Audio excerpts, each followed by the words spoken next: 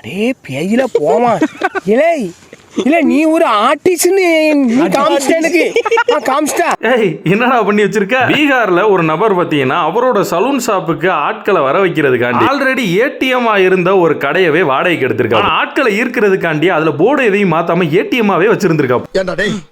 எனக்குன்னே வருவீங்களாடா?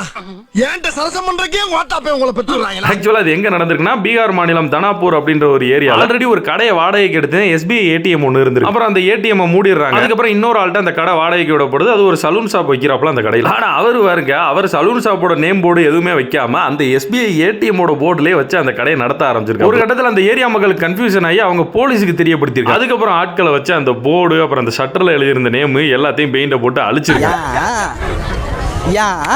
Salon ஷாப்பா மாத்தி ஓட்டிக்கிட்டு இருந்தவர் நினைச்சிருப்பாப்ல ஏடிஎம் தானே எனி டைம் முடிவெட்டும் கடைன்னு சொல்லி நம்ம மாட்டுக்கு நடத்திக்கி இருப்போம். எவனாவது பேங்குக்கு வரவே பணம் எடுக்கணும்னு வரும்போது டக்குன்னு வந்துட்டு மனசு மாதிரி முடிவெட்ட வாய்ப்பு இருக்குல்ல, மணலி பட்டியலடா நல்லா இருங்க அப்படின்னு நினைச்சிருப்பாப்ல. பரவாயில்ல, எஸ்பிஐ இதுலயாவது விரைந்து செயல்பட்டு இருக்காங்களே லஞ்சுக்கு முன்னாடி.